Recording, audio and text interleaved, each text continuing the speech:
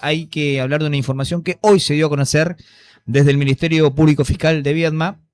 Tiene que ver con 20 años, pidieron 20 años de prisión para un hombre condenado de abusar sexualmente de 4 hermanas. Usted se preguntará, ¿cómo van a pedir 20 años si está condenado? Una cosa es que se dictamine la condena de culpabilidad, que es lo que suele pasar en la justicia, y después están las famosas audiencias de cesura donde se piden las penas, ¿no? Bueno, en esta audiencia de cesura, ya con la culpabilidad dictaminada, pidieron 20 años de prisión para este hombre. Estamos hablando de un hombre que está acusado justamente del abuso de 4 hermanas adolescentes que estaban a su cuidado, ¿no? El hombre fue declarado culpable de haber abusado sexualmente de 4 hermanas a quienes cuidaba y que lo consideraban parte de su familia. Estoy leyendo el comunicado oficial del Ministerio Público Fiscal. Ello en el marco de la audiencia de cesura realizada hoy en Viedma, es lo que les acabo de informar recién, en la que se escuchó además a un psicólogo forense y a las víctimas a través de extractos de la Cámara Gesell, en la que contaron lo vivido. Sí, estamos hablando de menores de edad, ¿no? Sí, niñas menores de edad. Lo bueno es que, bueno, por lo menos en este caso la justicia tuvo la precaución de escuchar aquello que se habló en Cámara Gesell y no revictimizarlas haciéndolas en testimonio en vivo, ¿no? No, tal cual. Estos testimonios se hacen en Cámara Gesell y después se pasan en las audiencias, ¿no? La sentencia se había dado el pasado 17 de abril, ya había declarado la responsabilidad penal luego de que el propio acusado reconociera haber perpetrado diversos hechos de abuso sexual, algunos simples, otros agravados por acceso carnal y todos ellos agravados por la condición de guardador del hombre en perjuicio de 4 hermanas cuando todas eran menores de edad. Muy importante recalcar que el caso también surge en el marco de un taller de educación sexual integral.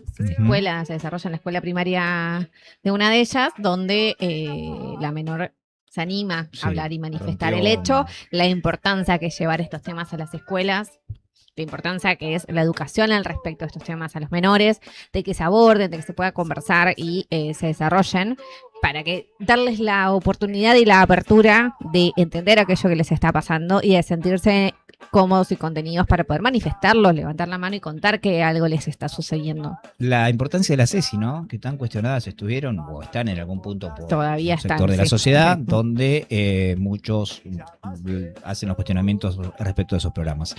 Hoy, durante los alegatos de clausura, la Fiscalía destacó especialmente el testimonio brindado por un perito psicólogo que describió la sintomatología que padecen las 4 víctimas como consecuencia de los abusos sufridos. Algunos de los síntomas son insomnio, miedo, angustia, culpa, vergüenza, recaídas emocionales, dice el informe, temblores, transpiración, entumecimiento, anorexia e irritabilidad. Son las secuelas que mencionó este médico profesional que estuvo en la audiencia, ¿no? Además sostuvo que no existían indicadores de simulación en ninguna de las niñas. Estamos hablando de niñas, ¿no? La acusación repasó además la situación particular de cada una de las víctimas. Y las edades, escuchen esto, que tenían al momento de las pericias entre los 9 y los 17 años. Según expuso, todas presentaban indicadores compatibles con estrés postraumático. La fiscal también recordó que el caso surgió en el marco, esto es lo que vos decías, ¿no, Lele?, de un taller de educación sexual integral desarrollado en una escuela primaria. No dan muchos datos para no justamente revictimizar ni señalar a las víctimas, cuando una de las niñas logró contar que una persona a quien consideraba a su tío abusaba de ella. Destacó el rol del ámbito escolar y de la ESI en el primer develamiento que luego permitió identificar a las restantes víctimas, ¿no? Porque empezaron por la hermanita, la más chica. Sí. Que se descubrió ahí. Tengamos en cuenta que aparte el momento en el que empiezan las pericias tienen entre 9 y 17 años, con lo cual el proceso previo. Sí, el sometimiento, el aguantar, el soportar, el miedo, todo lo que les genera a las víctimas el hecho de por ahí no contarlo por la vergüenza.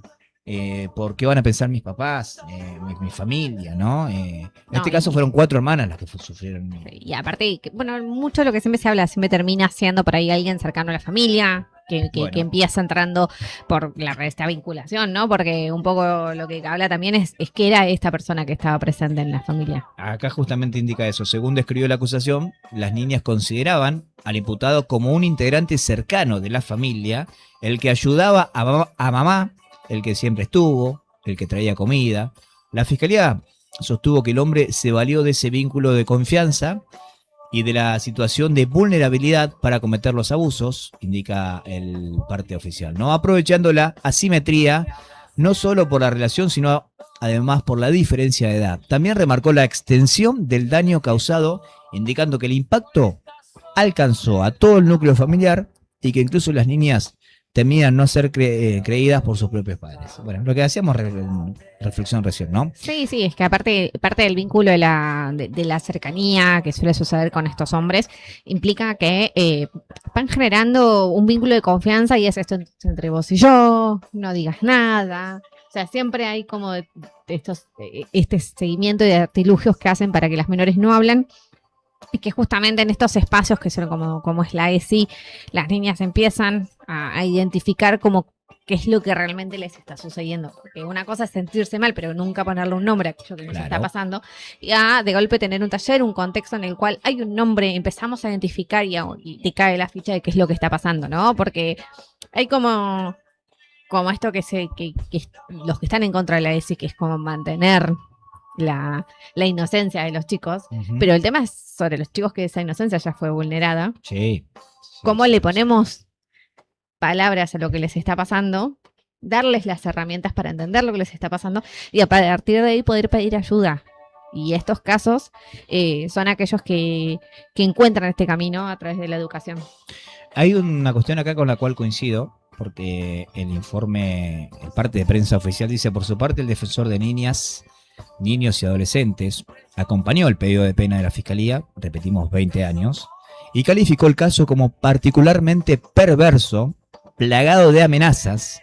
Señaló que las 4 niñas padecen conductas autodestructivas derivadas de los hechos sufridos y expresó que en sus años de trabajo nunca vio un caso similar. Bueno, yo creo que en cuanto a coberturas periodísticas, me retrotraigo a unos 5 años atrás, donde hubo un caso bastante parecido, pero de un hombre que había abusado de su hija y había tenido hijos con su propia hija, digamos, y se rompió la cadena de miedo y la víctima denunció y fue algo perverso.